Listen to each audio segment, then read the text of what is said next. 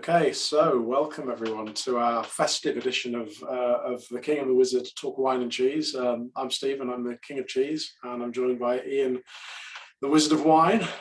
How are you doing, Ian? Hello everyone, welcome to the Christmas special. Good stuff. We nearly didn't happen because of cheese disappearing, is that right, Ian? Yeah, someone moved my cheese. It was in the fridge and there were a lot of people in the house and they didn't realise that it was ring fenced, not to be touched, and it went down very well.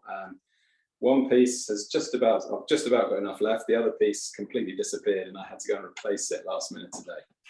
Yeah, but we have replacement. Well, we have replaced the cheese with like for like, which is great.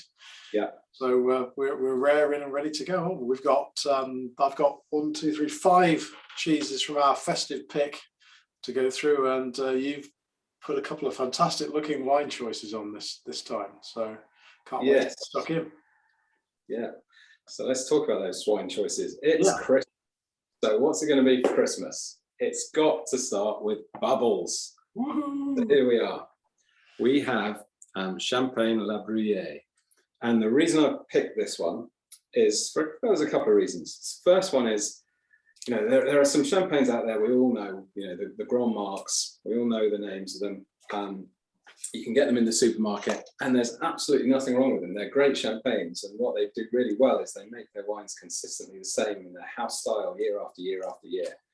But you do pay a slight premium for them.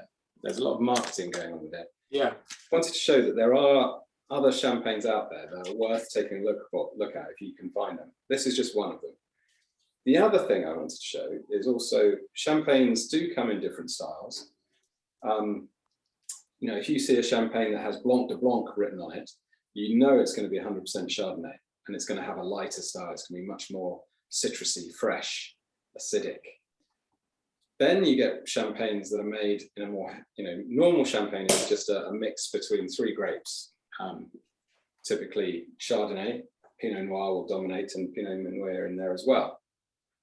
This wine is at the heavier end of the scale, about 70% Pinot Noir, so it has a much fuller flavour. There's much more. There is still the citrus element in there, but you've also got a lot more of the red fruit that comes with Pinot. Even though it's a white wine, it's made with red grapes. They just don't need this. And I thought I'd show that. Just as it's winter, you want a heavier champagne, I think. And so this is a great Christmas champagne in my view. The second wine we've got, and we're staying with whites. There's no reds today, although would you really call that a white wine? It's cold. Definitely not. No. I call that heaven in a bottle by the look of it. I just know, or I hope I know what that's going to taste like. Yeah. It looks stunning. So we are staying in France. It's all French this week. This is a Sauternes, so it's white Bordeaux, and the reason for choosing this one is just pure self-indulgence. We always have a bottle of Sauternes going over Christmas in my house, and so I thought I would show it. Traditionally, it's not just for Christmas, like dogs, I guess. But it goes incredibly well with salty blue cheeses. Sauternes and Roquefort is a classic combination, but it goes well with so many other things as well. Yeah. And I always find these wines interesting. It's one of those things of, who the hell thought of doing that? So the way this wine achieves its sweetness is towards the end of the growing season, as you're coming up to harvest, it gets a bit cooler in the vineyard. Fogs start to come in overnight, and it causes mold to grow on the grape. It's known as the noble rot, also to give its true name, botrytis, and it punches holes in the skin of the grape and allows all the moisture to evaporate, and that concentrates the sugar. And me personally, if it would be my vineyard, I'd have gone, that fruit's all gone to waste, and put it in the bin. Or if I was being ecologically friendly, put it on the ground and leave it to rot further and fertilize the soil. But someone thought, no, I'm going to make some wine with that, and this is what we've ended up with. And not only is it incredibly sweet, the botrytis gives it quite a good biscuity flavour as well, which goes well with cheeses and with those savoury savoury things as well. So hopefully we can enjoy that. So Stephen, talk us through the cheeses. Yes, so we've got 5 different cheeses. 4 of them are well, 3 of them are French, 1 of them is Italian, and we've got 1 British cheese. So we are going all over the place today. We have got some beautiful Vacherin Mont d'Or, sort of classic winter cheese, which is absolutely on form at Christmas time. We've got a Tivaz Gruyere from same neck of the woods as the Vacherin. We've got some Gorgonzola Dolce from Italy, lovely creamy blue, which I'm looking forward to trying with the Sauternes. We've got a Dorstone goat's cheese. I beg your pardon, there's 2 of them are British, two French, 1 Italian, 2 British. We've got Berkswell, which is a hard sheep's milk cheese from the West Midlands. So I'll do a little bit more detail as we go through the tastings. So shall we jump in? I think we should jump in with the Vacherin to start with. Yeah, let's give it a go. So firstly, I'm going to try a bit of this champagne first, though. Sure. Oh yeah, I want to go with So it. just on the nose for this, hope, you know, we all know what champagne smells like. Hopefully this, when you smell it, it's a little bit bigger. There's definitely something more going on. You've got some of that darker fruit, that red fruit there. There is, yeah. There's something slightly different about it. I noticed that when the cork came out of the bottle. There's, yeah, you get that instant. Oh yeah, that's champagne. But there's something a bit heavier going on. Definitely. Yeah, that 70% Pinot Noir in it, which just gives it that oomph, and hopefully that follows through onto the palate.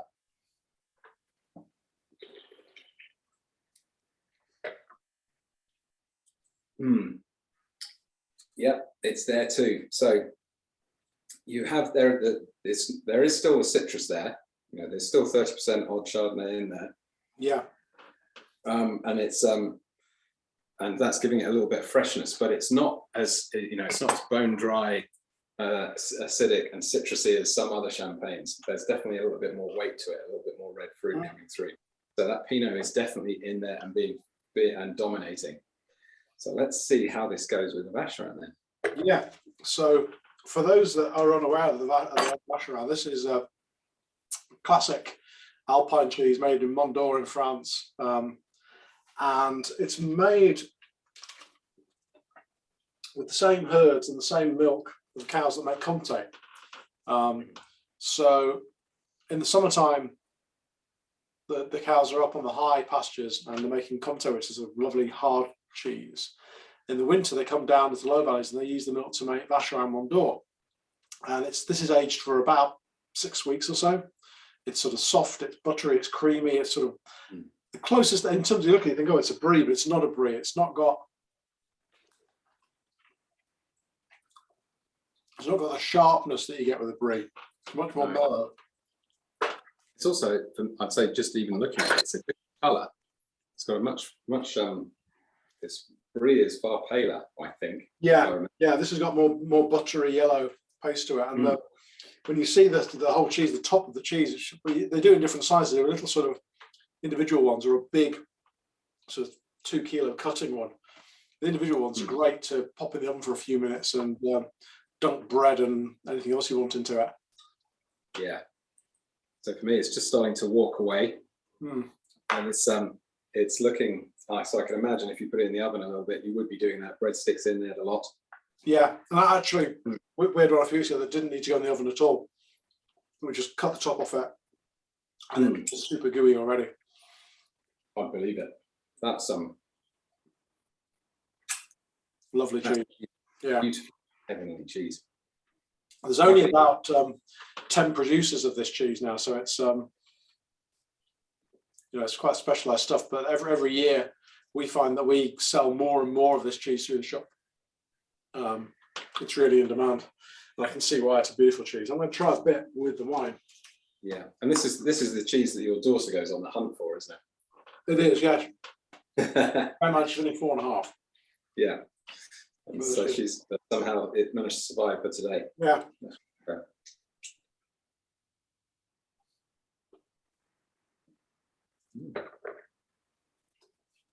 You've got that. Sparkling wines generally work well with soft cheeses like this, so they get along quite well, I think.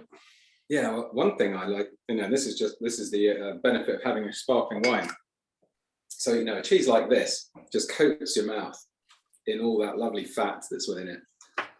And the champagne, when it gets in your mouth and on contact with that, fizzes away quite nicely and cleanses your palate. it's quite a pleasant experience. But yeah, those there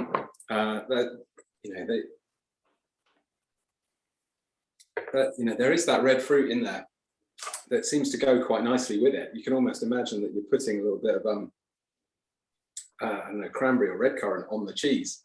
Yes. Enjoying it together. Yeah, and that's a kind of a fairly classic pairing as well. So that sort of tart red fruit. Mm. Lovely. That's not something I'd have expected, champagne and cheese going together, but here we are. Yeah, there we go. Thought we'd challenge it. I think you've come up trumps. But yeah, this cheese is not going to last long in this house, I can tell you. No, I'm looking at the Vacherin thinking I should have cut myself a bigger piece of this, but that's good. Let's have a look at our second cheese then, which is... Actually, the more I taste it, having just had a mouthful of champagne, the cheese afterwards going in, suddenly it lifted the cheese, the flavour from the cheese tremendously. Let me try. Have a go. Have a glass of mouthful of champagne, swallow it, and then just immediately have the cheese, and it tastes really fresh. You're right. Mm. Yeah, it does. Wow, actually, yes. Yeah. Fresh is exactly the word. Zingy. Mm. Beautiful. Sorry, so where are we going next? Okay, so, sorry, cheese number 2. This little goat's cheese beauty, it's a little barrel-shaped cheese called Dorstone, which is made in Herefordshire. And we cut into it, you'll see you get that beautiful, oops, where is it? Bright white in the centre. Gorgeous. Classic. Sort of French-style goat's cheese, but a British version. Again, I'd expect this will pair quite nicely with the champagne. Mm.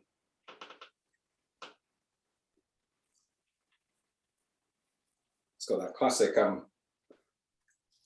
smell of goat's cheese. Yeah. It's one of those ones where goat's cheeses aren't necessarily to everyone's taste. No. And it's that aroma that I think puts people off. I love it. I love it. I love it too. I love the texture of this, the way that it's hard to see here, but with the camera, but it's not going to focus in. Not going to focus. It's sort of still flaky and crumbly in the centre, but it's just starting to go a little bit soft under the rind. Yeah, as you get into the centre of it, it tears as you cut it. Yeah. Yeah, I mean soft under the rind. It's sort of fluffy and moussey. These sort of lemony notes in there. Yeah, that's a lovely fresh goat's cheese. So just a little bit. Yeah.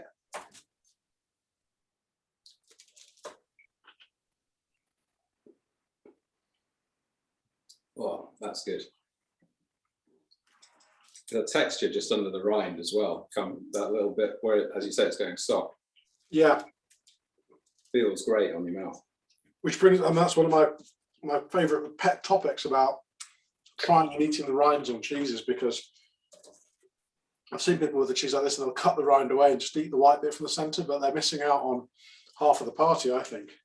Yeah. So. Now, what do you think of this with the champagne? I rather like it. They're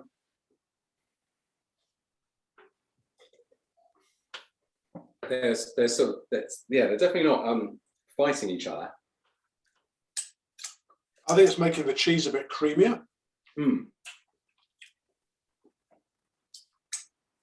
Champagne's not getting a lift off the cheese, but the cheese is definitely a bit of a lift off the champagne.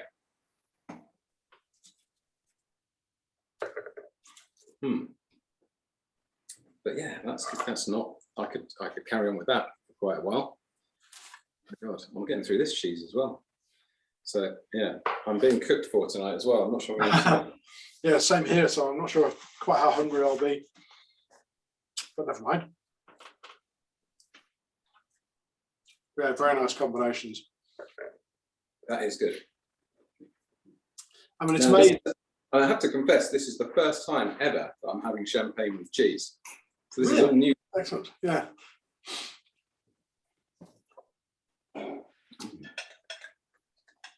Right. So I'm going to have to fill up my champagne glass again. That's going down too easily too. Yeah.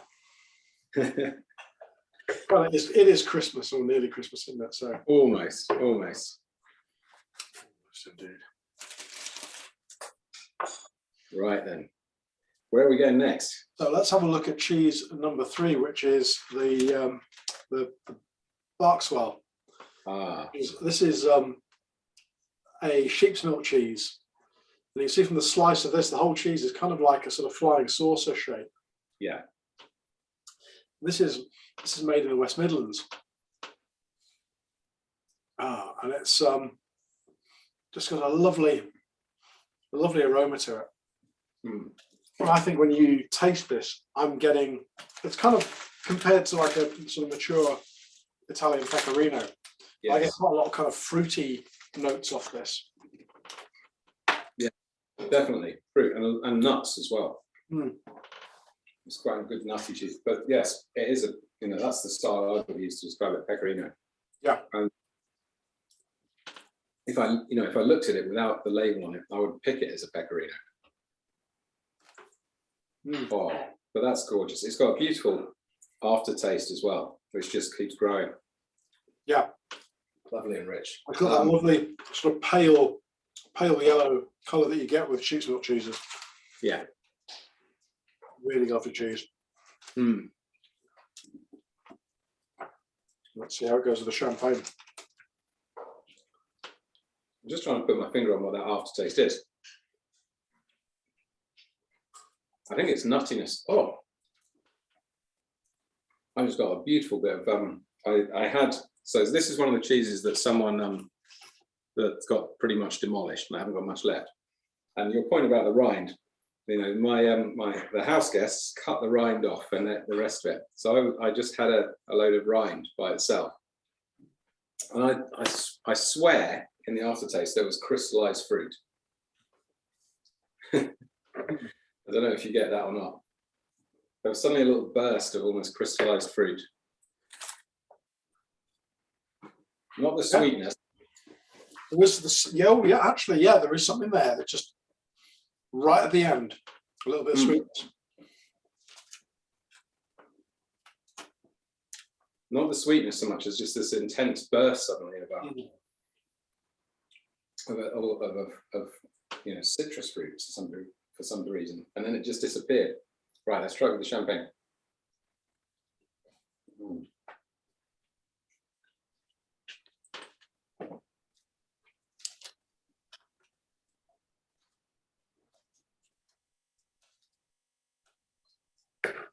Hmm. So this one for me, they carry on as they are. The cheese doesn't really change, and the champagne doesn't really change. Yeah, I would agree with that. They're not. I was expecting a lot worse. I was expecting more of it because there's that salty kick to the Berkswell. I thought it was going to fight with the champagne, but no, they just sort of pass each other like ships in the night. Yeah, I had a bit at first with more rind on. Mm. The rind did sort of fight the wine a little bit. Well, let me try that then. A bit of rind.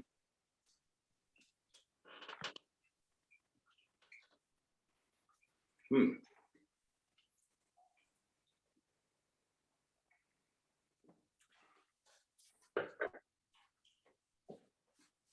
Yes, that doesn't necessarily Not so good.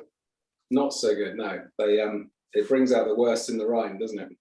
Yeah, it does kind of Good stuff away and leaves the bad stuff. It was quite a bitter taste. Yeah. Okay.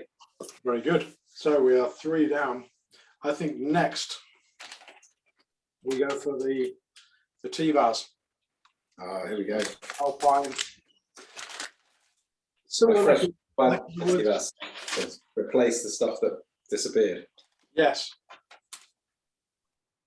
So this is a similar part of the world to where the Vacherin Mont d'Or comes from.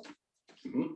And this is a sort of Gruyere style cheese that's made in a sort of very cooperative style. The individual cheesemakers will make maybe a wheel or two of the cheese at a time, and they will then bring it down the mountains to a sort of cooperative maturing room where they're aged on, and then that sort of all the cheeses are then sort of sold on together.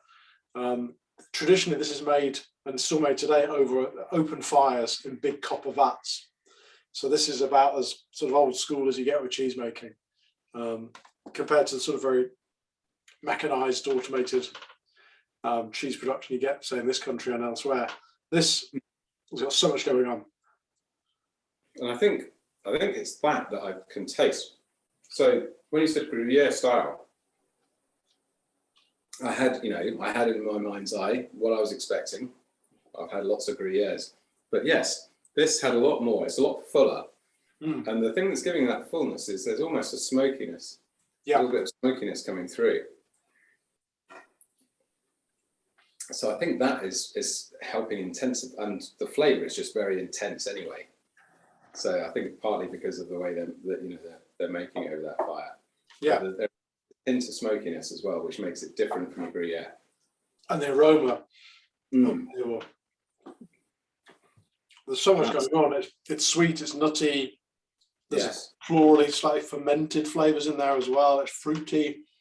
The odd salt, did you say? Yeah, that's a cheese I could enjoy all day.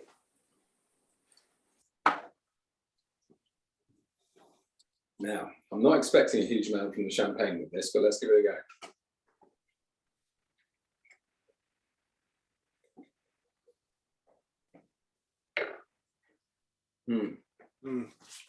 I think you're right. Yeah. It's not a case that they're really fighting too much, but they're not doing much for each other. Passing each other on the street again.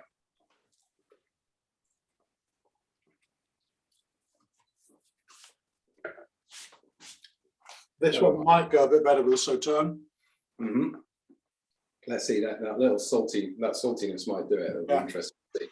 The sweetness of that. But yeah, certainly as a cheese, this is, I think, in my mind, a bit of a classic, really. It's just absolutely gorgeous. It came about in a way because the cheesemakers kind of felt that Gruyere had kind of lost its way a bit and was getting a little bit modernized and a bit sort of samey and boring. So this is a deliberate return to the old-fashioned ways of making cheese. Oh wow! So there was a conscious decision. We're going to break from Gruyere and say we're going to make something properly. Yeah, that's fantastic that someone had the balls to do it. Yeah, and I don't blame them for trying and branding it under a different name as well. It's incredible cheese.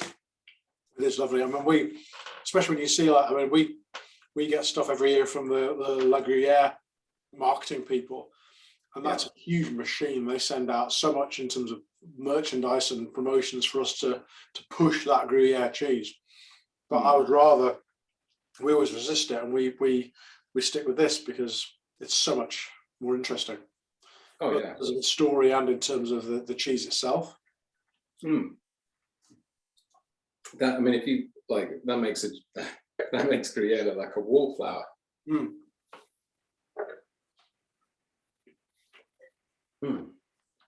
Wow. Right then, we have one more left to try with the champagne. I'm not expecting great things, but let's have a go. Yeah, we go. Gorgonzola time. Gorgonzola. No, I love Gorgonzola. But tell me about this one, because there's something different about this one.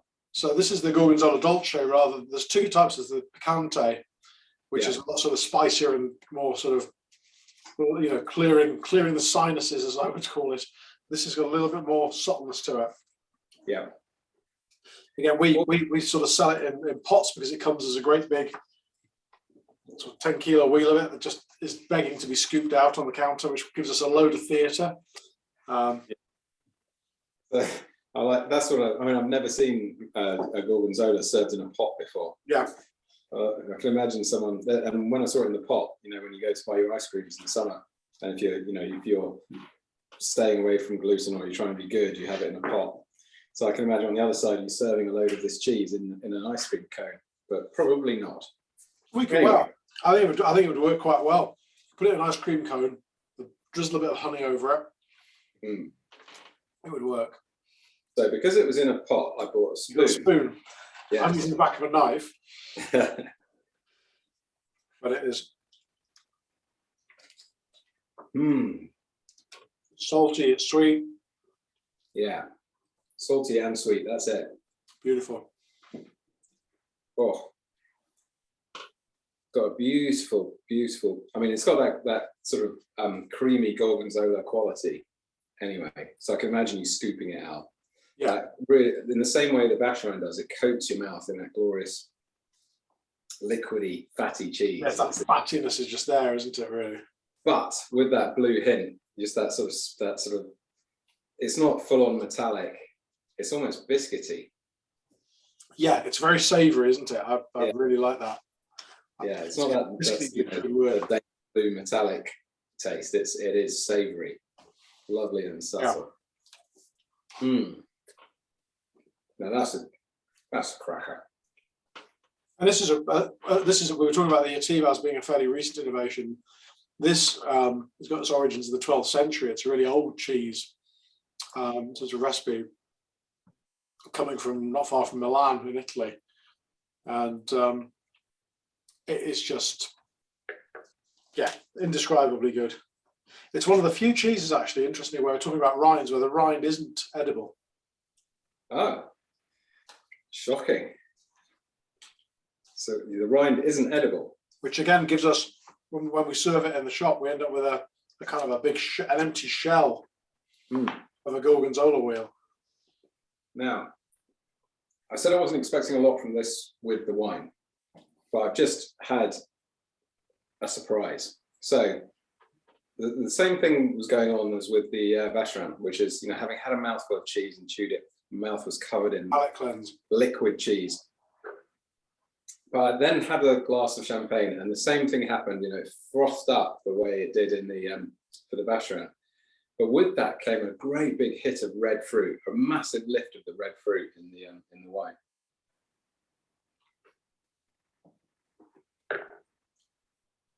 Yes. Yeah. In fact, if I closed my eyes, I would think I was drinking a red. Yes. Yeah, and it almost tastes sweet. Yeah. Yeah. So you've got, for me, and the red fruits are. It's not the classic red fruits either. They're quite candied. Almost candied. So in terms of sweetness, right? So let's try it the other way. Let's try them together.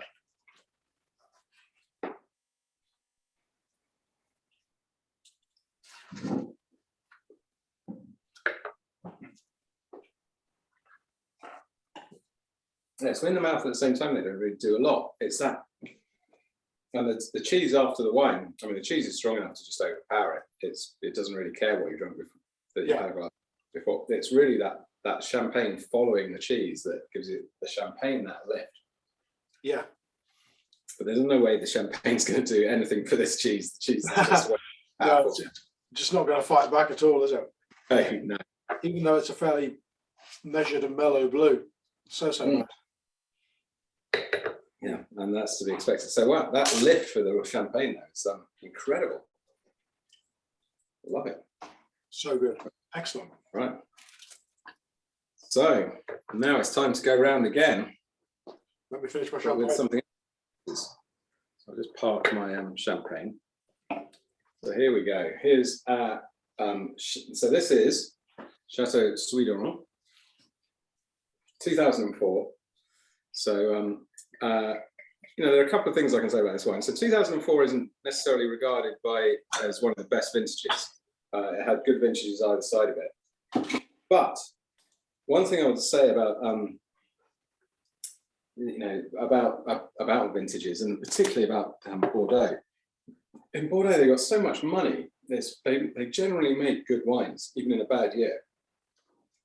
So in some ways, the advantage of a budget means that the wines are a little bit more forward, they mature more quickly, and they'll be a little bit cheaper because people are sort of going after those good wines. And they still won't be bad. I mean, I remember seeing the ratings for this, and they were still good. You know, they were still pretty good ratings for 2004. It's just it's surrounded by good vintages. Next thing is, let's see what the alcohol is in this. I don't think it's too high. Where is it? Alcohol by volume, 14%. So it's got so much sugar in it. They ferment it until the fermentation stops. You can't get too much over 14% with yeast until it dies.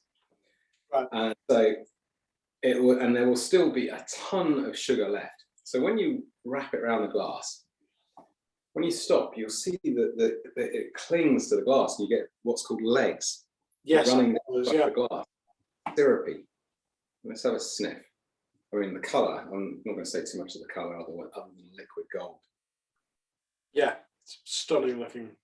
So the smell, and bearing in mind, this wine is predominantly Semillon. So Sauternes is a mixture between Semillon and Sauvignon Blanc. So two very well-known wines. You know, the Australians make Semillon, Sauvignon blends as dry wines. They'll be a very different colour and a very different experience. You know, Sauvignon Blanc is known in Old World for Sancerre and places like that. Semillon is also used to make Entre deux Mers, you know, the sort of fairly cheap wine that you get from Bordeaux. Again, it's a bit fuller, but it's, you know, very grassy in colour. So this is something very different in terms of its proposition. Château Suduiraut, I think, is around 90% Semillon, 10% Sauv Blanc, traditionally. It has a beautiful smell to it. You know, ignoring the botrytis side of it, there's the Semillon gives it this kind of lanolin type smell. Like it feels quite heavy just when you smell it. But alongside that, you've got the smell of the botrytis, this kind of biscuity smell that the mold gives it. And I think that's the thing that makes this such an intriguing wine. Sauternes such an intriguing wine, and not just Sauternes, but any other botrytis wine. So another favorite of mine is Tokai from Hungary, and it's just that biscuity flavor, that savory element that goes with this incredible sweetness. So let's try this and just taste it then, see about that sweetness.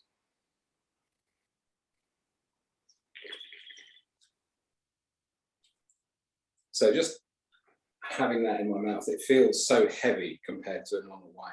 There's so much sugar in there. It feels thick, heavy, treacly, honeyed. Yeah, honey is what I get, and I know it's probably a bit cliche, but it's that's just like liquidy honey. Yes, beautiful.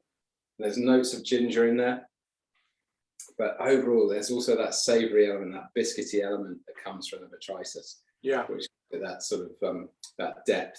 It's not just a wine full of sugar. There's more going on. I think it's that biscuitiness, that sort of ginger element that's come from it maturing, that's going to give it some structure, that's going to go with some of these cheeses. Yeah. So interested to see how we go. So in our house, we'd have had some of this with the Christmas pudding, and we'd then be getting the cheeses out. So let's get the cheeses out and see how they go. Well, let's go back round to the start and go back to the Vacherin. I imagine this might march all over the cheese. So I've just realised we left the Christmas lights on. So in my background, there's lots of flashing lights. So I'm sorry, I'm not going to turn them off because we're enjoying Christmas, but that's what they are. Right, Vacherin time again. Let's give it a go.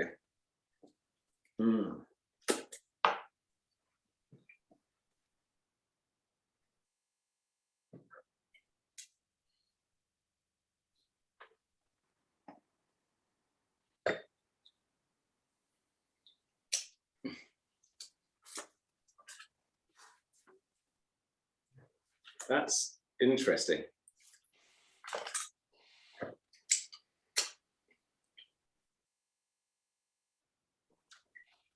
It's not a total car crash. It's not. I mean, you know, classic for Sauternes is Roquefort. So I'm expecting to work with the Gorgonzola. And it's the saltiness, in a way, of the Roquefort that works with it. So I'm expecting the saltiness of the Berkswell and the Etivaz to work with it as well.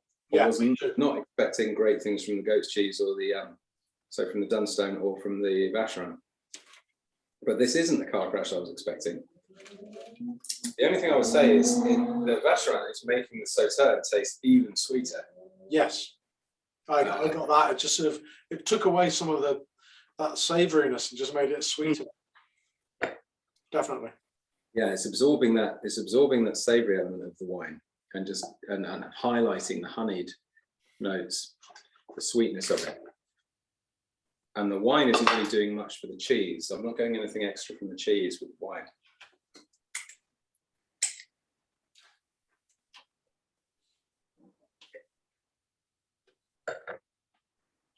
In fact, the wine almost coats the cheese, covers the cheese. But yeah, I'm just getting like more and more sweetness. Mm. Yeah, it's nice. It's not what I expected at all. In a good way. I was expecting a car crash. It's not a car, but it's not something I don't think that's going to make my favourite list at the end either. I think we've got some better.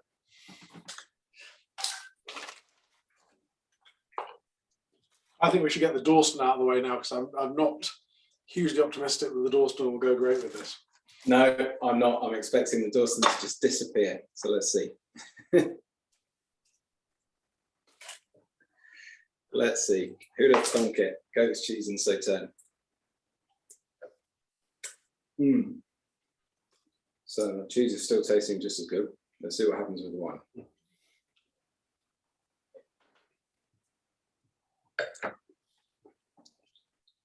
Yeah. I think it's similar things to the Vacherin. The cheese is, as you say, is kind of just vanishing, but it's boosting the sweetness. Yeah. Wine. Yeah, and this goat's cheese, the Dorstone, is such a delicate, it's beautiful, subtle cheese that it is. The Sauternes sitting on top of it and masking it.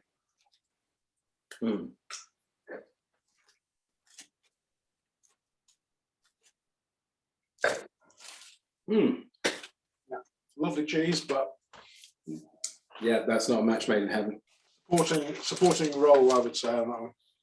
Yeah, but again, not a car crash, not a complete. No, it's nice. I think it does very similar to the Vacherin. It kind of amplifies that sweetness, but I'm more interested in what these other cheeses are going to do with it, with the saltiness. Yeah, it's going to make it even sweeter, but let's see how they go if they can't go into each other. Let's go with the Berkswell then. Let's have a go. See where we go.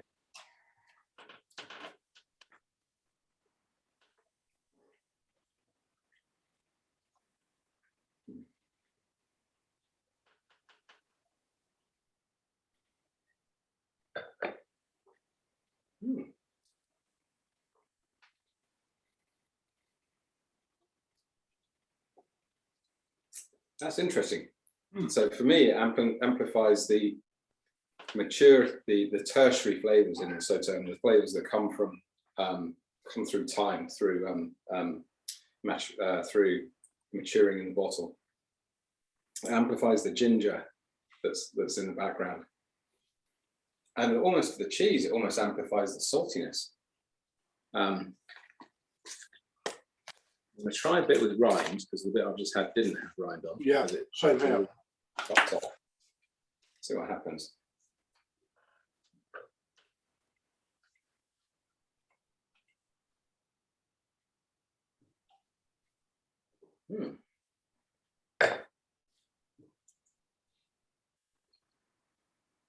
So yeah, I mean, the saltiness is definitely making the wine taste sweeter. The rind's still amplifying some of those tertiary flavors. I think the wine softens off a bit of the bitterness off that rind as well. Yes, yes, yes. That's a very good point. It did. The rind.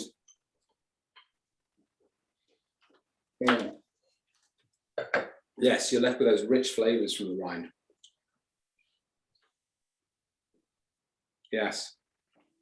So those kind of dried fruits coming through from that Definitely. rind. Yeah, definitely. Bitterness. A little bit of, yeah, sort of pineapple. Yeah, pineapple notes I'm getting off that, definitely. Yes. That's beginning to show promise. Yeah, that's a bit more like the right direction, isn't it? It is.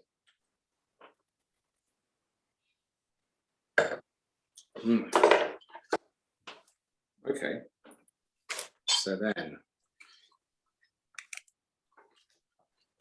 let's go back to our original Gruyere, the Gruyere that shows the Chivas, yeah.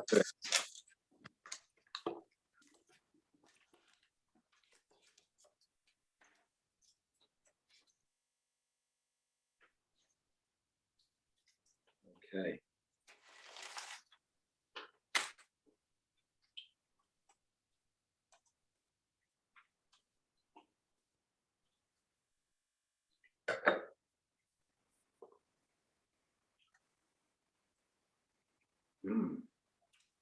Even more caramel coming out of that cheese.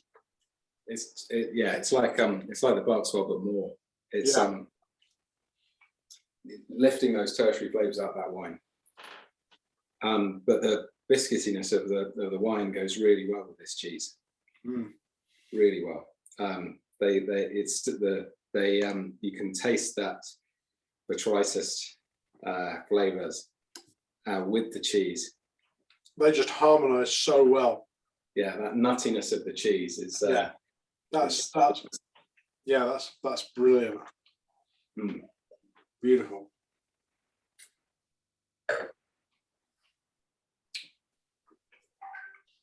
Yeah, this cheese has more than enough weight to sit with this wine. Yeah, neither are overpowering each other, are they? They are equals. No, this is surprising to me as well, but they're working quite well together. And especially those little salt crystals banging in are just lifting the wine up. Yeah. Making forward the honey and the sweetness. That's surprising in a good way.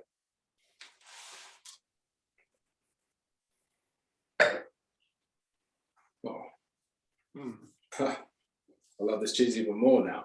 I think the Gorgonzola is going to be, it's got its work cut out, I think. Yeah, give me the rest of this and the rest of that bottle of Sauternes, and I'm just happy for the rest of the evening. That's surprising. I am very surprised by that. That's good. Love it. I was expecting that to be more of the same from the with the Berkswell. I was expecting it, that they were probably sort of helping each other a little bit. I wasn't expecting quite so much. That's a very pleasant surprise. It's probably worth me saying at this point that the cheeses that we put together for this one, this is kind of our sort of cheesemonger's choice festive selection. So there was not necessarily any kind of intention of stuff to pair with these two wines. Really? Although I kind of knew that the Sauternes and Roquefort combination would be great. So something along those lines would hopefully be a good banker, and that the champagne soft cheese combination should work. But I'll put my hands up and say with this one, it was a question of, right, these are the cheeses I would have on my cheese board on Christmas Day, not necessarily the ones that are going to pair up, but these are the kind of wines we'd have in the house anyway. So for Christmas. And also what you're saying is out in your neighbours are going to be, or rather your customers are going to be enjoying these cheeses over the next week or so for Christmas. Hopefully they're pairing them well with good wines. I would like to think so. I'm sure they are. They're a very discerning bunch. Oh yeah, yes. Good. Okay. Right, now for the grand finale then. Do it with the Gorgonzola. Yeah. So I've got high hopes here. I'm really hoping this works. It should work.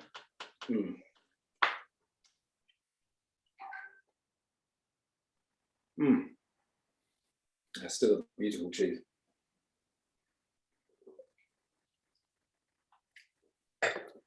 That works. Mm. You know, you said something about ice cream. Yeah. This combination just makes this even more ice creamy.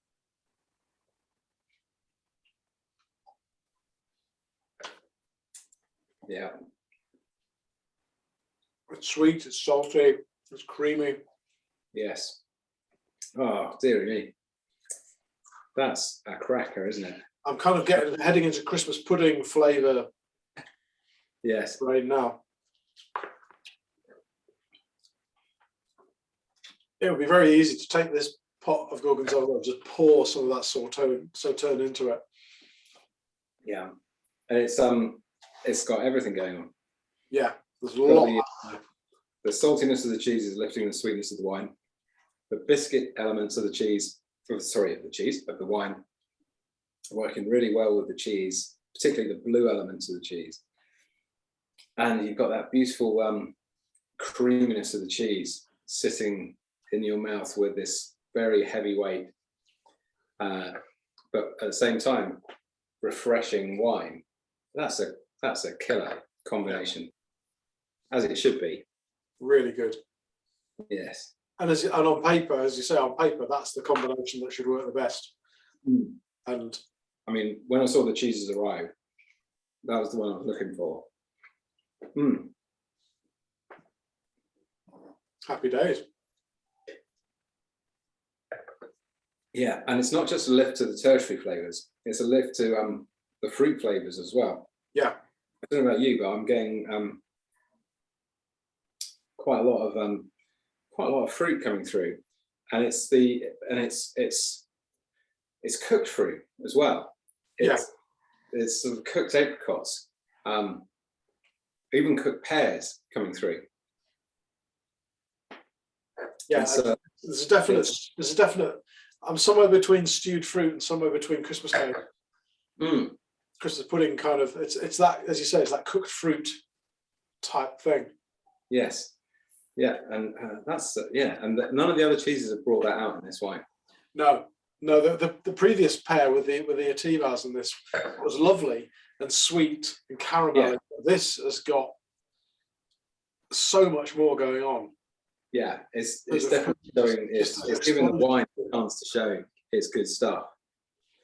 And the cheese, well, I mean, the cheese doesn't need any help, really, does it? But but there are just bits of the wine that work brilliantly with the cheese. So, you know, I know how we all put our cheese on biscuits, but here we're not. And yet that biscuity element from the cheese is working brilliantly with the Gorgonzola. That's a cracker. Right. So somehow we managed to race through 5 cheeses quite quickly. And quite a lot of wine fairly quickly as well, I have to say. Yeah, looking at the bottles, I've done a bit of damage there.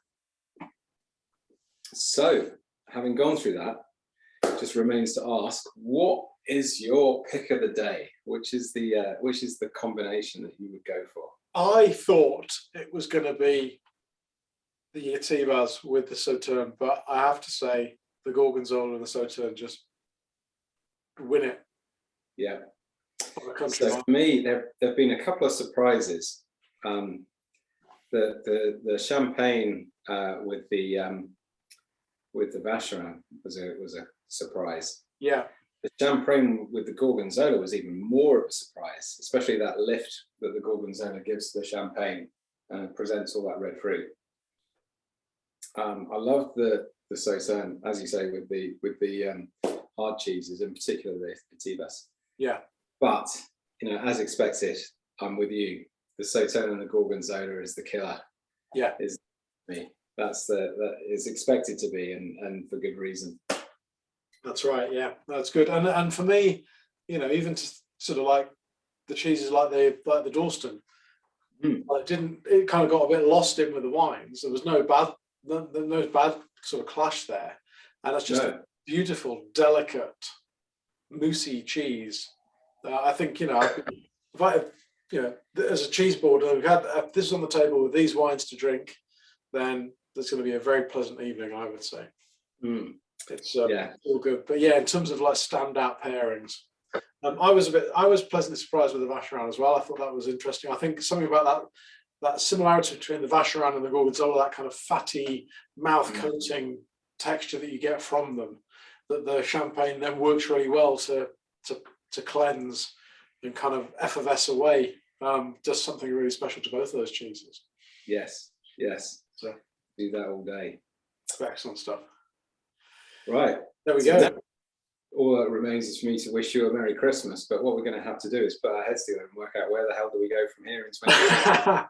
Yes, we will do. Well, January we're heading towards Burns Night, so maybe we do some Scottish cheeses with something to go with that. Who knows? Yeah. We'll have to see. We might even have to get a guest on to help us with that. You never know. We may know somebody that could help us with that. We might. If you're watching, you know who we're talking about. Yeah. So, yes. Anyway, we'll just remains to be just to say Happy Christmas to everybody, and thanks for watching. We'll see you all next year, and we'll do some more amazing wines and cheeses. And yeah, keep watching and look out for a January special, a Scottish themed January special. Scottish themed. A great Christmas. We might even have to get a Scotsman on. Indeed. Fantastic. Thanks, everyone. Bye-bye. Bye.